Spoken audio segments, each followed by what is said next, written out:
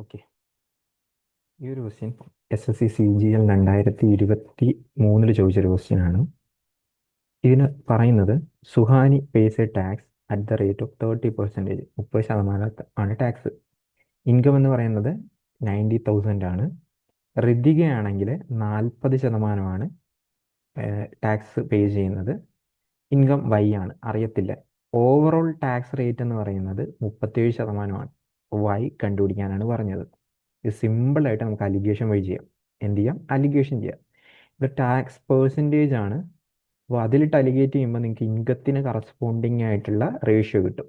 അപ്പോൾ ഒരെണ്ണം 30 സുഹാനിയുടെ, ഋതികയുടേത് അറിയില്ല, ഋതികയുടേത് 40% ടോട്ടൽ നിങ്ങൾക്ക് 37 പറഞ്ഞിരിക്കുന്നത് ഓവറോൾ. അപ്പോൾ അലിഗേറ്റ് ചെയ്യുമ്പോഴത്തേക്ക് 37 നിന്ന് 30 കുറച്ച് കഴിഞ്ഞാൽ 7, ഇവിടെ 3. അപ്പോൾ ഇതായിരിക്കും അവരുടെ എന്തിന് കറസ്പോണ്ടിങ് ആയിട്ടുള്ള വാല്യൂ വരുന്നത്?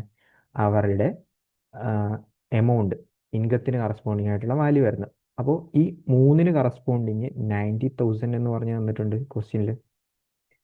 അത് എത്രയാ? ഇൻറ്റു 30,000 അല്ലേ?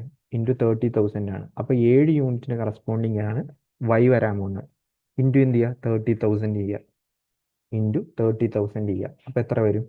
21,000,000,000. ഇതായിരിക്കും നിങ്ങൾക്ക് ഫൈനൽ ആൻസർ ആയിട്ട് കിട്ടാൻ പോകുന്നത്.